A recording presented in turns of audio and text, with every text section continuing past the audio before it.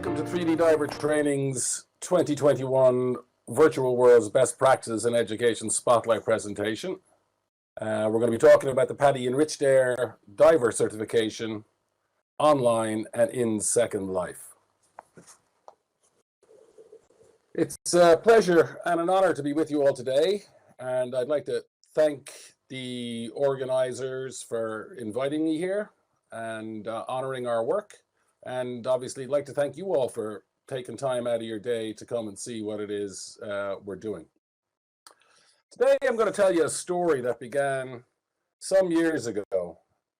It's really an adventure story, and it's punctuated with shared passions and great friendships. But most of all, it's a story about educating real-life divers in Second Life and having a lot of fun along the way. A new chapter is unfolding now, and it looks like it's going to be an exciting one. So I'd like to get going and share what we're doing with you. First of all, we're just going to do a quick dive brief, as educators are wont to do, so that we all know what it is we're going to be talking about and where we're going with this presentation.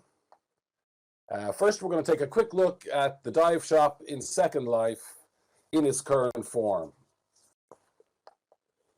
Then we're going to tell you a little bit about our early Second Life adventures, a little bit of Second Life history for context, which is actually quite important. Then we'll shift to this new company, basically launching yesterday, St. Patrick's Day, 3D Diver Training. And it's a new entity that we hope is going to bring focus to our training work in virtual worlds. And then we will shift gear and we'll get into the specifics of PADI Enriched Air Diver Training, and we'll wrap up with a quick look to the future. This is the dive shop in Second Life as it stands today. You can TP over there when we're done this presentation and go for a dive. It's our new home, and it's a dive school, and it's our stronghold in the virtual world. We've been here before, but we've been away for quite a while. And then last March, we came back for what is honestly a COVID-inspired reconnaissance. We liked what we found, and we have decided to stay. At first glance, you might think this is just simply another of the many beautiful tropical islands where palm trees sway over the azure Second Life seas. There's a dive shop here and a resort. There's a pool and a hot tub. It's a fabulous place to hang out. But if you take a deeper look, you'll find that right outside the front door, there's a drop-off, straight down to 50 meters. And it's a stunning wall with sea fans adorning the sheer faces. There's schools of brightly colored fish all over the place, big groupers and manta rays and all kinds of other exciting things scooting around. So let's take a quick look, just a few pictures to whet your appetite for what we've got going at the moment.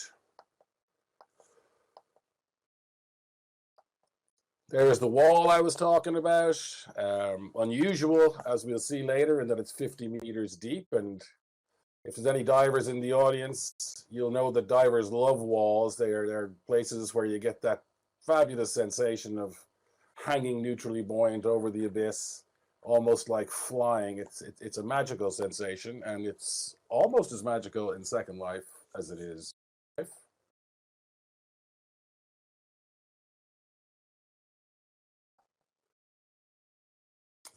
There's colorful coral reefs all around the island as well, teeming with multicolored fish, and they're darting in and out of the coral heads. If you keep your eyes open, you'll see moray eels lurking in crevices and fabulous angelfish, larger groupers, and every now and again you need to glance out to the open water to see if the whales and the sharks are coming in to take a look at you.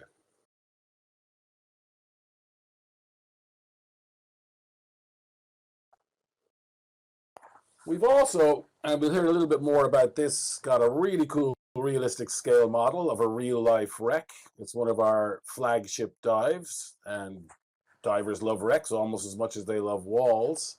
And we'll definitely be revisiting this wreck a little bit later on. We also have mysterious remains of ancient civilizations lying beneath crystal clear seas. And they're not just pretty places to hang out and enjoy. We use them as little obstacle courses for training divers where they can practice their buoyancy control. Now, we've got kelp forests, and who knows what lies around behind you there. We'll move through this fairly quickly. We've got fantastic sea vents and hidden caves. And now we're going to stop and talk a little bit about some of the gear. So we've got all this wonderful stuff, but what we've also got in Second Life is some tremendous, recently revised scuba equipment.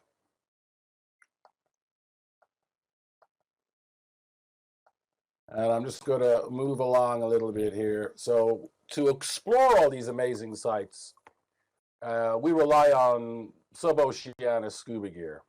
And the equipment received major updates in the last year. And obviously, when you're in the business of diver training, this is key stuff.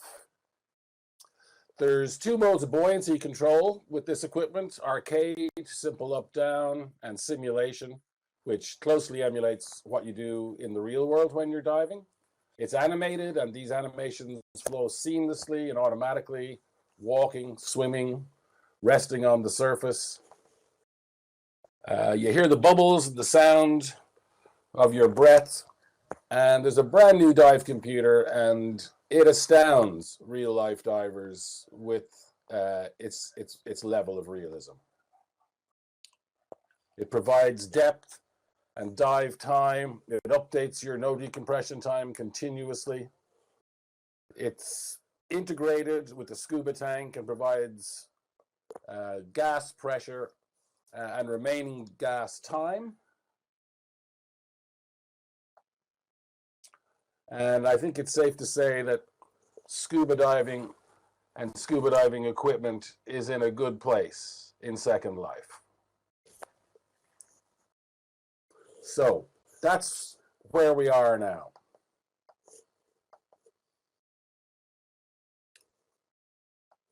Add that gear to the environment that we've just seen, and you end up with what really is nothing less than an extremely effective and realistic scuba simulation. And it's so good that we as divers and dive educators believe that the training possibilities using these simulations are barely tapped. And that's one of the main reasons that we're here now.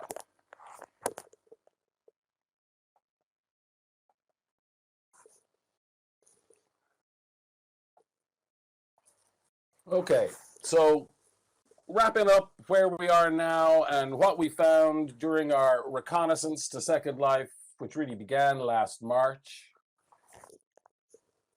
First thing we noticed is the Second Life technology is persistent, and that's important. Our earlier skills and experience were still relevant after more than 10 years in the cupboard. The world was at once familiar and new when we came back in.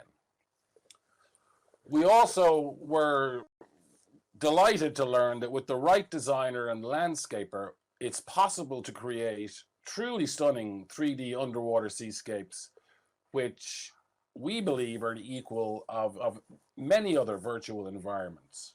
And that was one of the real benefits of the new Second Life, was that mesh has basically redefined what's possible.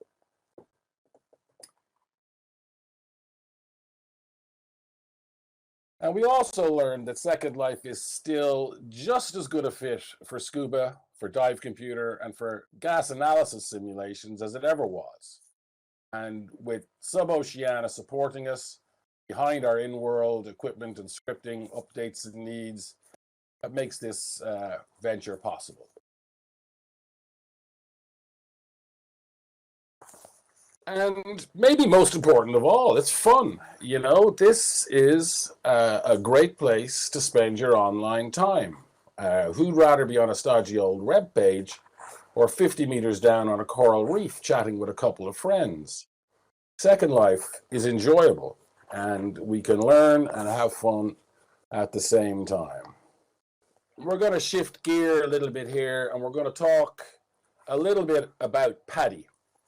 PADI is the Professional Association of Diving Instructors, and it's the world's leading diver training organization. It was founded in the late 1960s, and it now has more than 6,600 dive center and resort members, more than 128,000 professional dive masters and instructors.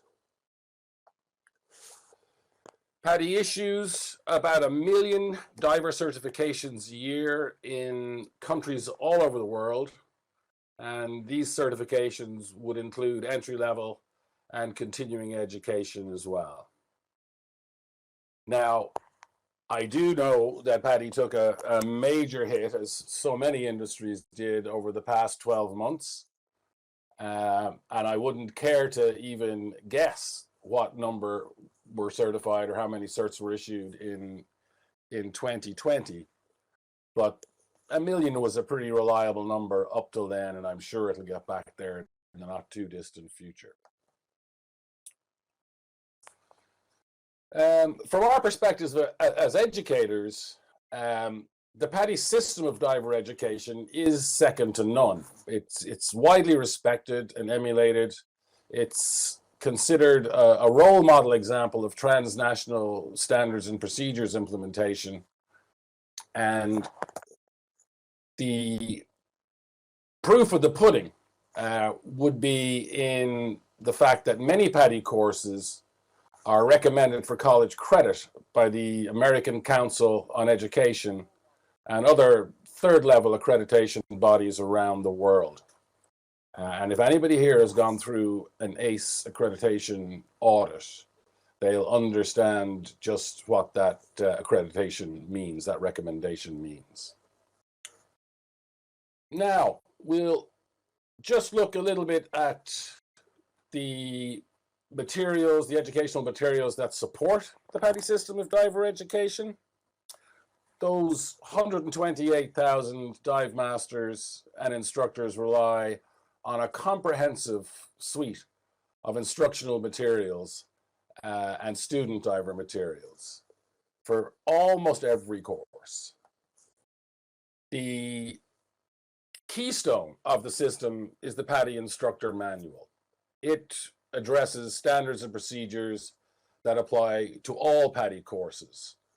This would include information such as student to instructor ratios, prerequisites for specific activities, cover administrative procedures, quality management procedures, and so on.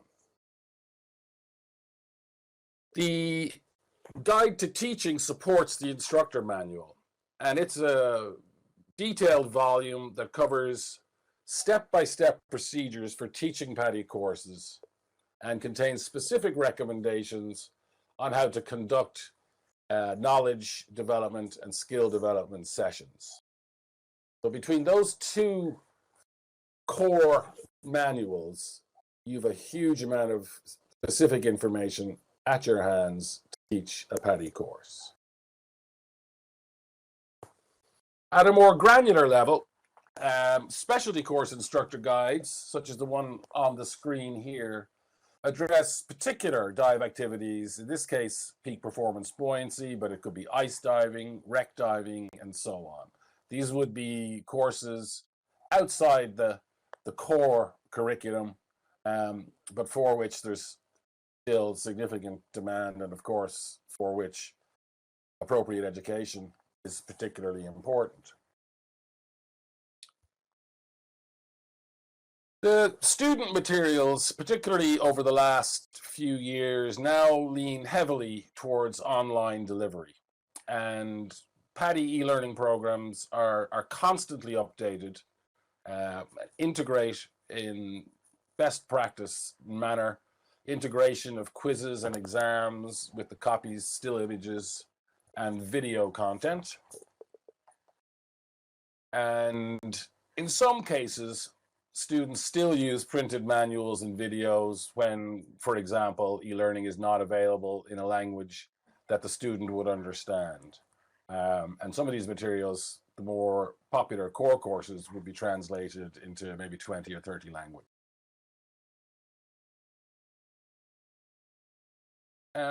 Finally then, and not insignificantly, PADI administers and supports the diver certification process and provides significant benefits to its members, those dive masters, instructors, and dive shops I spoke about a little earlier. PADI employs full-time training consultants, there's legal and risk management support, and so on. They have insurance services, and they have business consultants. So they do whatever they can to support their educators in the field. Now, that's PADI as it is today. And here's a kind of a fun story that I think a lot of people here will resonate with. It starts in 2007 with a marketing intern at PADI's UK office. And this intern brought Second Life to the attention of the marketing department. At the time, I was working for PADI. I was the vice president of diving science and technology for PADI worldwide. And I was responsible for product and program research and development. Responsibility for the project fell to me. It was immediately apparent that there was some serious potential in the platform.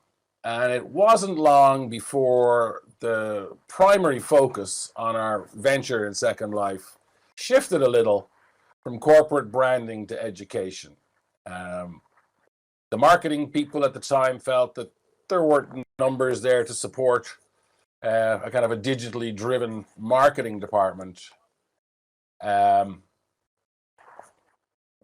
that's accurate or not, I'm not sure, I'd say, but we did notice the potential, as I said, and we also noticed very quickly that we were suddenly surrounded and had the support of a plethora of very creative and able residents. At the time, we were associated with Keiko Splash of Splash Aquatics, and he was certainly a pioneer and had a tremendous input on PADI's early venture, which was called Dive World. Now, 2007 still, and this doesn't look a million miles from the picture I showed you in the intro, but what we also found alongside these creative individuals and people and this interesting potential-filled environment was that there was already some excellent virtual scuba equipment in place at the time. Keiko Splash had his own line, and it was about now that we met Philippe Carrez, Phil Ocean in World, and he is the originator of what we're looking at here, the HEPS virtual dive system. It was off the shelf, easy to use, easy to distribute, very impressive.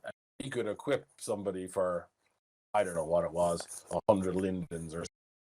But it was hard to get your head around how cheap it was. That was there. The gear was in place, it was cheap, it was ready to use, and it was perfect for what we had in mind. Now, against this backdrop, back in 2007, 2008, there was a big change going on in diver education.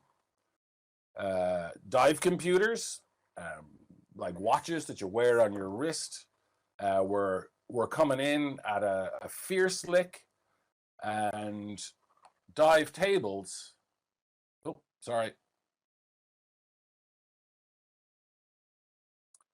I clicked the wrong thing there. So the technical development of dive computers had reached the point where nearly all divers who were doing their entry-level course were using a dive computer to monitor depth and time and no decompression status. And this, as I said, was a major change, because up till this point, divers had to use physical tables to monitor and plan their dives, and of course that's what was in the course. So the question on everybody's mind was, how are we going to update our curriculum to address this deficit in some kind of creative and effective way?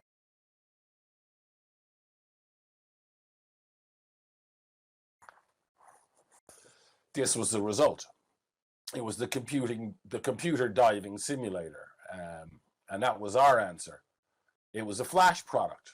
It allowed student divers to run different dive profiles, see how a generic computer responded. It was a companion piece to the book you saw on the previous slide, and divers received code with the new book, and then they would download the simulator from the PADI website.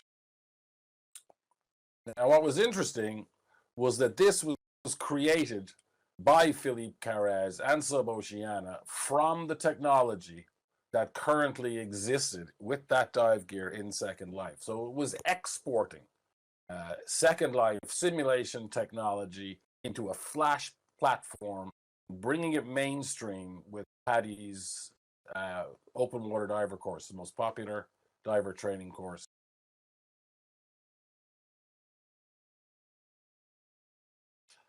And then, from a virtual world perspective, here's where it got really interesting.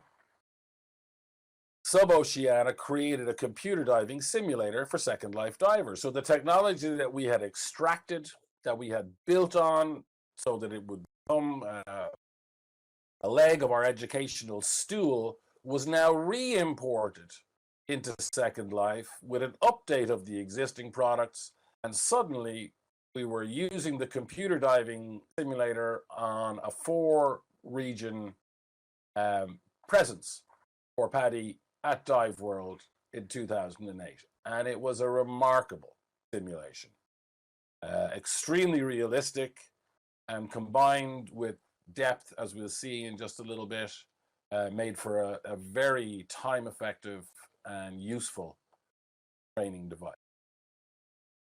This device was worn as a HUD. It used the same decompression algorithm as the flash version, which is exactly the same one that divers would use in the real world. Now, the computer diving simulator, instead of responding to some input on a flash program, responding to the virtual diver's depth and time and updating it in real time. The design parameters of Second Life was a neat coincidence also. With Linden water at a default of 20 meters deep, and with 50 meters and even more possible in some cases, it was a perfect match for recreational dive depths. So you were functioning in a virtual environment with depths that would be exactly what you were looking for in real life.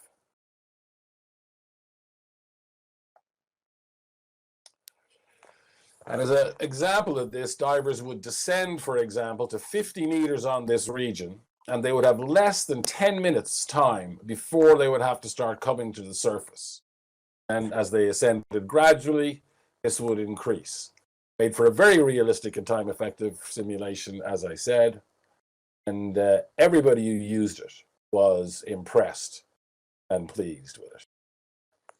Another interesting application to mention briefly was, and again, we're still in 2008 now, is that we did use Second Life briefly for professional level education for dive masters and instructors. Whoops, I keep doing that.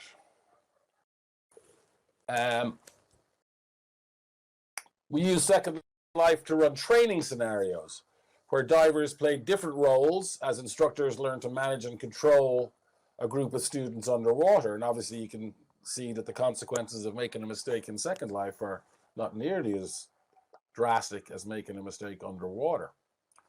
The scenarios were relatively easy to set up and repeat, and as Second Life skill levels rose, so did the complexity of the scenarios. Ultimately, we ended up using this approach to illustrate some pretty complex ascent and descent control techniques for dive professionals, and that went out in one of the training bulletins. So now we were using Second Life as a tool to illustrate complex in-water skills. And conservation is not a side note. It has and always been and always will be a cornerstone of the dive ethos. John Cronin, a hard-drinking Irishman who founded PADI, that's why it's called PADI, said once famously, if we don't look after the oceans, who will? So Project Aware was an important part of PADI's early Second Life adventure, and it's going to be again.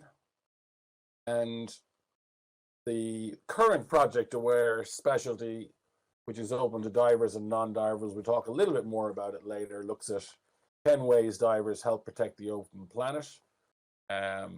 It's a simple, popular, impactful course that leaves people changed, and hopefully it'll be here soon for anybody who's interested.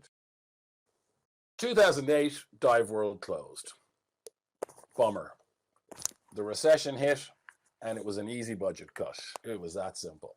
And what was there one day was gone the next, as the accountants scrambled to balance the spreadsheets.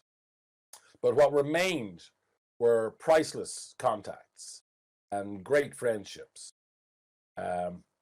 And it is super to be working with a few of these people again. And the scuba and computer diving simulations exceeded our expectations and continue to do so. And again, the warm reception that we had for the early efforts in Project Aware and environmental consciousness were well remembered. And we look forward, as I said, to bringing those back again.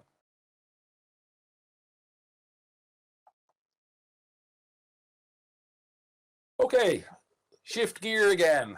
Modern times. March last year, initial concept for training divers in a virtual world was I'm not quite sure how it ended up in my head, but with the help of a few friends, we had certainly seen the amount of work we were doing for PADI reduce in a response to the COVID crisis. We were looking for creative ways to engage people in diving, and we did our reconnaissance. We went back in, had a look around, and we set up the dive shop in Second Life. As I said, the industry had been stopped in its tracks. How do you keep those divers busy? And our way to do that was we rented a region in Second Life. We created a virtual dive shop, and you start thinking about what you can do, and suddenly it hits you. PADI Enriched Air, it's a perfect fit. No required dives, very technical. We can support it in there. Excellent fit. Then the next step is to start bugging those friends and colleagues, and you keep at them until they agree to help, which they did relatively easily. And as you're doing this, you're bumping into more creative and helpful people in Second Life. And again, it starts to be enjoyable and fun. And you think, hang on, this could actually work. So that's where 3D diver training came in as the final step, where you make the decision, go in, set up the company, build a website, start teaching divers. And that's where we are now.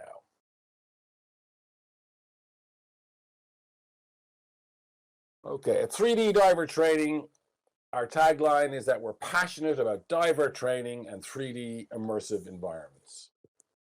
The company's focus is firmly on maximizing the benefits of 3D and virtual environments in training scenarios. And to do this, we're looking at all kinds of relevant new technologies, obviously with a particular interest in underwater 3D. The website of the company literally launched yesterday on St. Patrick's Day, and be delighted if you check it out and see what you think. It's literally 3ddivertraining.com.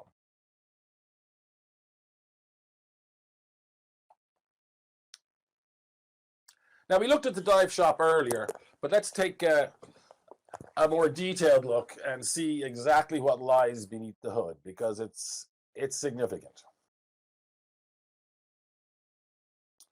First, it's a virtual branch of a real-life dive shop. Ocean Divers is a 5-star instructor development center based in Dublin, Ireland. Divers who train here associate with Ocean Divers as their dive center of record. Our primary focus is teaching real-life divers, and for now, for the moment, we're concentrating on the PADI Enriched Air Diver course. And here's a quick look at the facilities.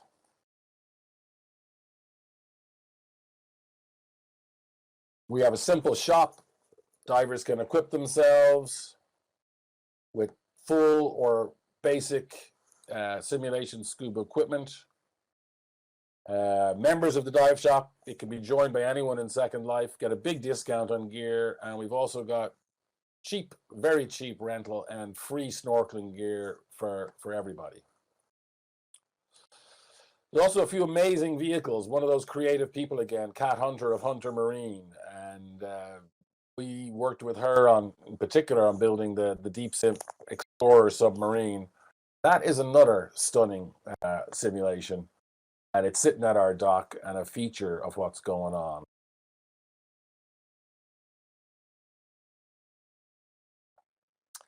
Here's the classroom, the core of our training activities, and we look at more at this a little bit later. But it's carefully sited to keep the student diver focused. Everything that we need is within easy reach.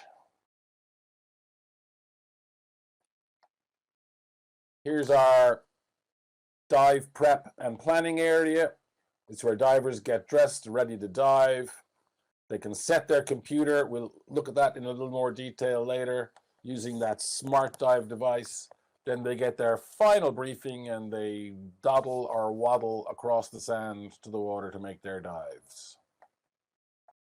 Now we're going to look quickly at the work group, the key people behind the Enriched Air Diver solution. There's myself, I'm a PADI Master Instructor.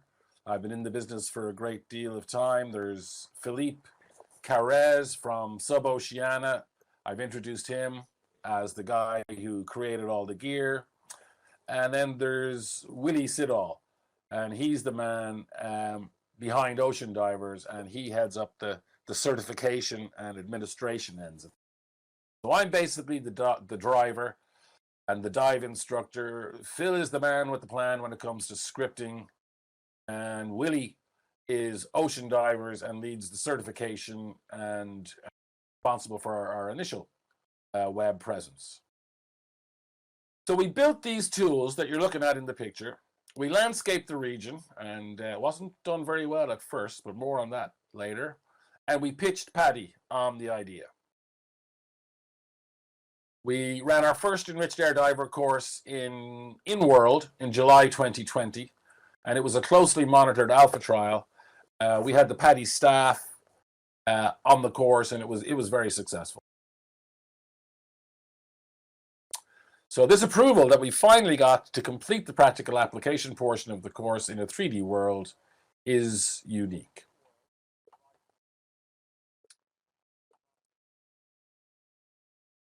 Now, forgive me in advance, but we're going to talk a little bit about nitrogen and gases for a second, because it's important to understand some of this before we dive into what we're doing. So a few little things about nitrogen and divers.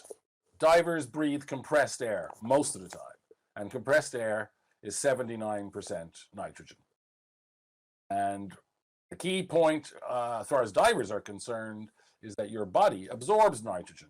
Right now, for example, your body is saturated with nitrogen at a pressure equal to 0.79 bar, more or less. When divers go deeper, they absorb more nitrogen, and the longer they stay at depth, the more nitrogen they absorb. If they stay within prescribed limits, they avoid the bends. Everybody's heard of the bends. And if they don't, they may get into trouble. And to give you some idea of typical depth and time limits, you could say that a diver can stay at a depth of 20 meters, 45 minutes, still swim straight to the surface. That's the end of the physics lesson. Now, let's talk about enriched air for a little bit. Enriched air, also known as nitrox, there's supposed to be an X on that, or EANx, it's basically air with increased oxygen content. The primary advantage is longer dives. There's less nitrogen in the breathing gas, so divers get more no decompression time. They stay longer. It's not all roses. The downside is that there is a risk of oxygen toxicity, and divers need to match the maximum depth of their dives, the oxygen content.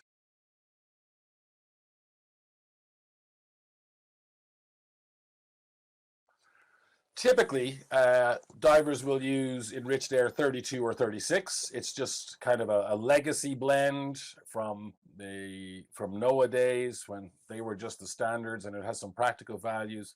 But divers can choose any mix up to 40% oxygen and 60% nitrogen.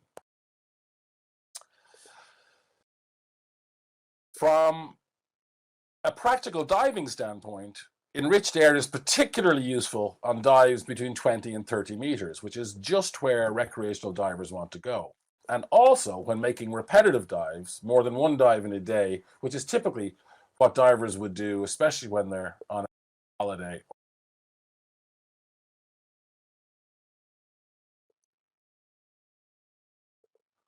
Now we're going to have a look at quick deep dive into the educational process that underpins the Enriched Air Diver course online and in Second Life. Divers sign up for Enriched Air Diver online with Ocean Divers, and they get a code that they use to access the PADI Enriched Air Diver course online. This is hosted on PADI.com, and dive centers all over the world use the same basic e-learning course. They then, and this is where it gets different, they meet us at the dive shop in Second Life for the practical application portion of the course. And previously, they had to do this at a physical dive center or resort. And then finally, on course completion, Ocean Diver submits a certification request to PADI, and full certification is issued to the diver, and they're registered on the PADI.com. Now, the course is a perfect match for certification online and in-world. First point, there are no required dives. This is a technical course. We're teaching people how to blend gas, not how to swim or clear water out of their mask. We could also blend and overlap the knowledge development that the student diver is doing online with the in-world activities. And we found this really keeps the interest up and also establishes excellent relationships with the student divers. And in one important notable way, this solution is superior to completing the practical application at a dive shop because you can actually make simulated enriched air dive.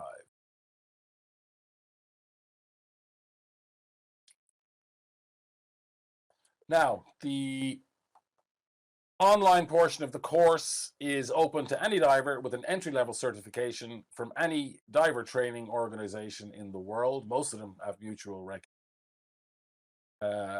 Knowledge development, as we mentioned, online integrates assessment and learning, handles administrative paperwork as well. The instructor is notified regularly throughout the process and can monitor the students' progress. And PADI Enriched Air Diver Online, neatly and coincidentally, was completely updated in 2020. So now learners are benefiting from a brand new state-of-the-art e-learning platform. And here's what we do in Second Life. This is the practical application portion of the course. And again, it relies on Suboceana's suite of enriched air certification tools. We're going to look at them in just a second. There's an oxygen analyzer, a procedures chart, a max depth table. We have an air tank and an enriched air tank, and a label and a marker. And I'm going to show you quickly how all these work.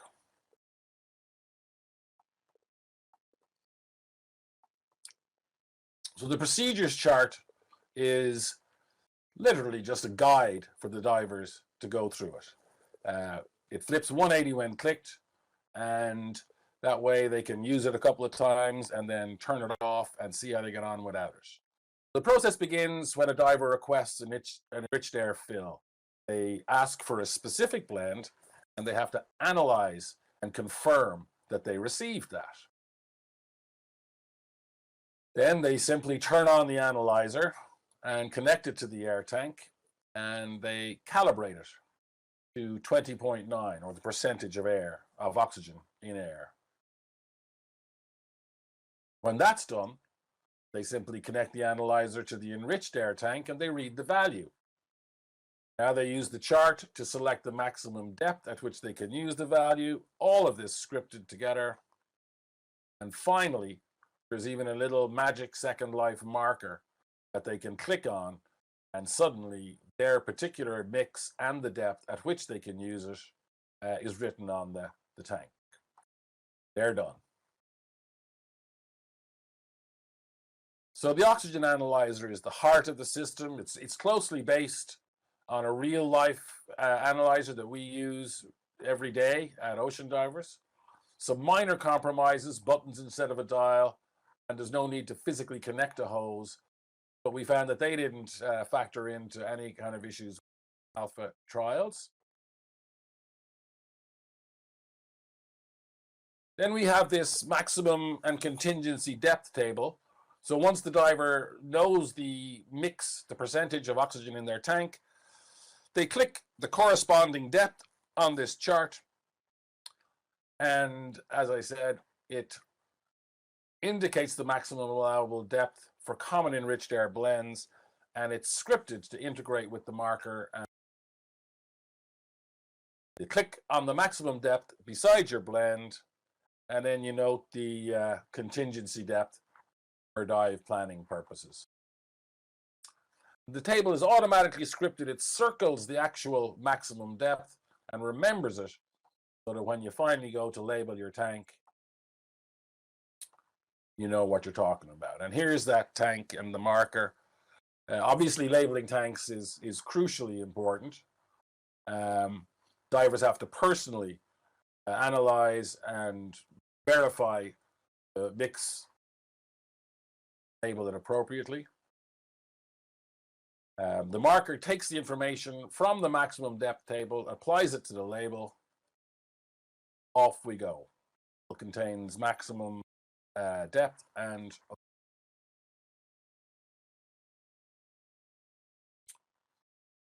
one other performance requirement we had to figure out a way to meet in order to get approval, and that's filling out a log.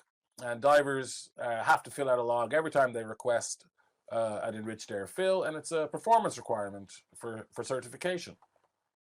So we came up with a relatively simple solution. It's just a shared Google Doc using the SL media texture. We stole the idea from the chem engineer who does some great work on simulations in here as well. And it's not a perfect solution, but it's more than adequate. You do have to reset the texture regularly, but once you've done that, it seems to work. It seems to work just fine.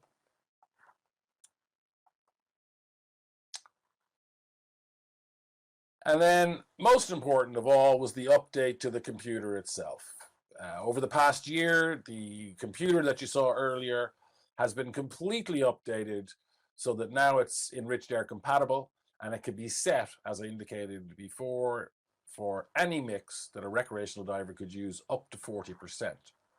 And you can do that with this all new smart HUD. And the smart HUD allows the diver to set the gas mix, set the pressure in the tank, make a decision on buoyancy, and even whether or not you want metric or imperial units, and then send all that information to the computer, to the cylinder, before you make your virtual dive. You can even send the information to a class of 10 divers, or of any number of divers, as long as they're within 10 meters. And it all comes together on some very cool virtual dives that we have literally custom designed to highlight the benefits of diving in enriched air. This is the wreck we saw earlier. It's a real replica of a wreck in Scotland called the Freoch Bawn, or White Heather. Very popular build-up wreck with divers in the Shetland Islands. And we worked closely with Simon Brown of deep3d.co.uk, and we built and imported a model based on his photogrammetric survey. And obviously, you can probably tell, I think it's super cool. We talked about that already. So in both worlds, she lies at 30 meters on a sandy bottom, and she's actually perfect depth for testing out different enriched air mixed for real life divers, who then, of course, could actually go with that information practice and dive the wreck in Scotland. So what's next? Well, we want to try and bring scuba not just to existing divers, but we want to start training everybody. And we want to work on a new introductory experience that covers basically what a diver needs to know in order to make their first supervised dives in open water. PADI has a curriculum called Discover Scuba, on which this experience will be based. We're working with Linden Labs on developing our own community portal. Excuse me. And we hope to use the Second Life experience technology to actually integrate the knowledge development and the skill development. On completion, those divers will be registered with PADI. Want real world referrals, so they can learn in here, and then we can meet them in the Virgin Islands for some actual dive. Okay. Anybody who comes in, obviously, will get the full set of simulation scuba equipment. They'll get membership in the group and so on. And that's now.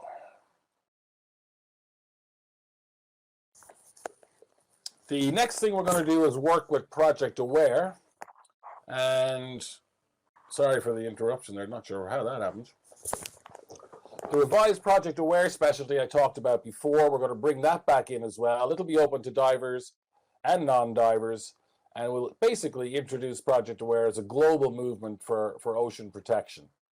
And it focuses on the 10 tips for divers to protect the ocean planet and to help make a difference for ocean protection every time you dive and travel more. And I told you it was already open to non-divers there.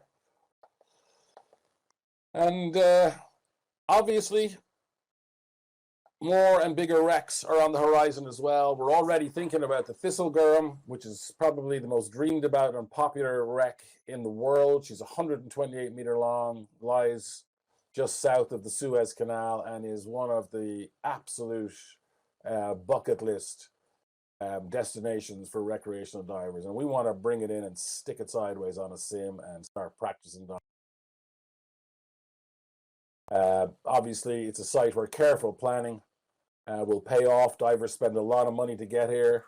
If they're enriched air certified and they know how they're going to approach diving that wreck, they can really make the most of some scarce opportunity.